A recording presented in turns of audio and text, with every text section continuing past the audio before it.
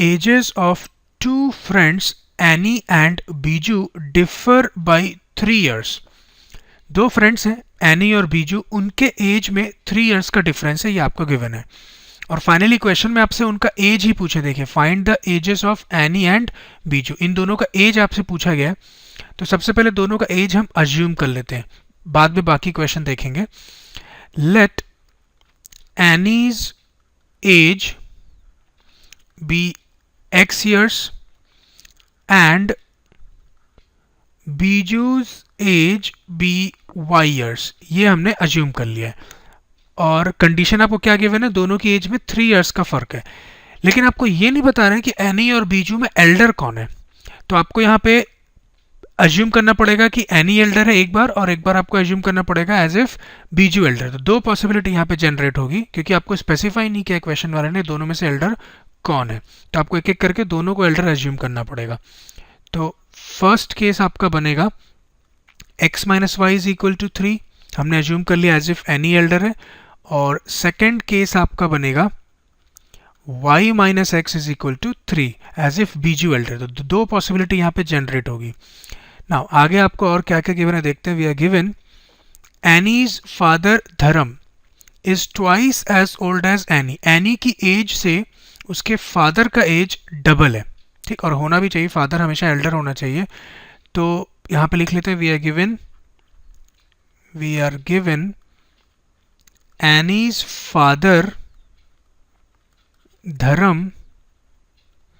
धर्म्स age लिख देता हूँ। We are given Annie's father Dharam's age age, क्या गिवन है आपको कि एनी की एज से वो डबल है। तो एनी का एज हमने कितना अज्यूम किया x, तो उसका डबल क्या होगा 2x। तो आपको एनीज फादर धर्म्स एज पता चल गया विच इज 2x।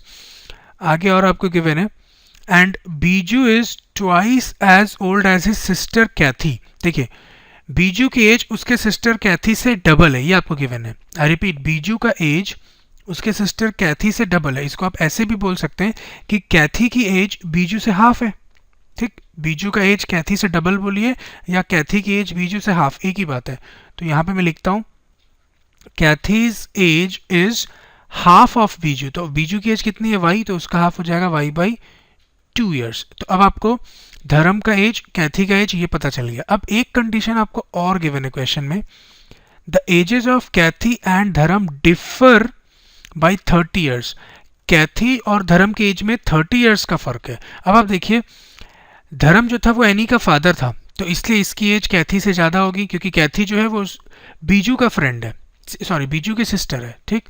तो मैं यहाँ पे लिखूंगा 2x minus y by 2 is equal to 30। आप ध्यान रखिए, आप y by 2 minus 2x is equal to 30 नहीं लिख सकते, इस चीज़ का ध्यान रखिए, क्योंकि फादर का एज हमेशा ज़्यादा होता है, ठीक, और धर्म फादर है, तो इसलिए हमने उसकी एज को पहले लिखा है।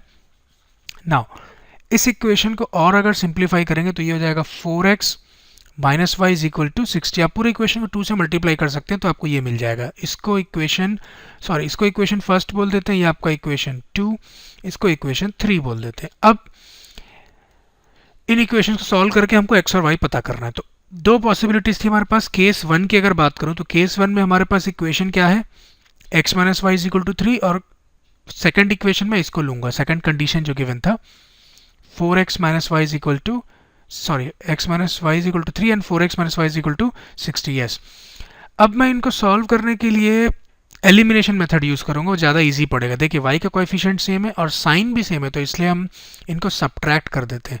तो जब आप सब्ट्रैक्ट करेंगे माइनस का प्लस हो जाएगा, ये प्लस का माइनस और ये भी प्लस का माइनस, तो ये तो कैंसिल हो गया। x minus 4x will give you minus 3x and 3 minus 60 से आपको मिलेगा माइनस 57, तो माइनस से माइनस कैंसिल हो गया।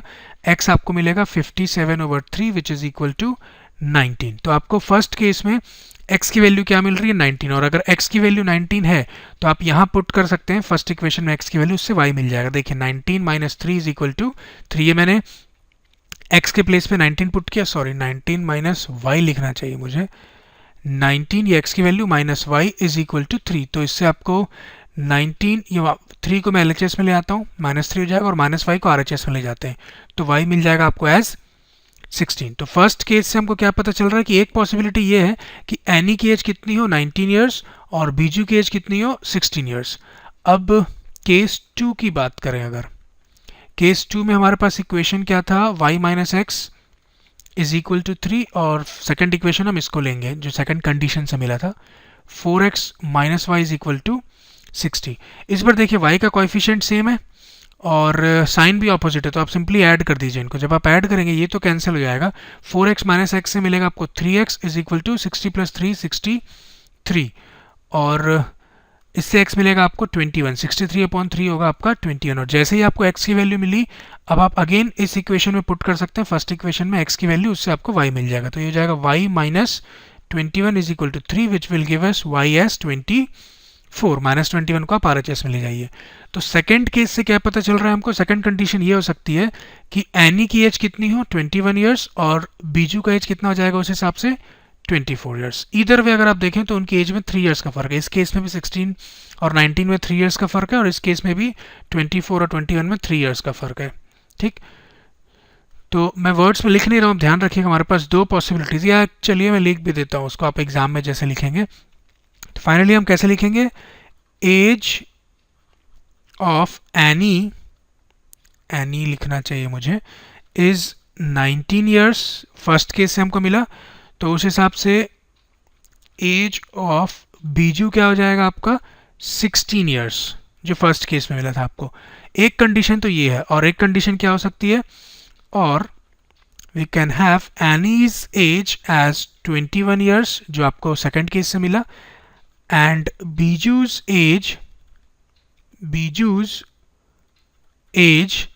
As 24 years. ठीक, so this completes our solution. Let us now move on to second question.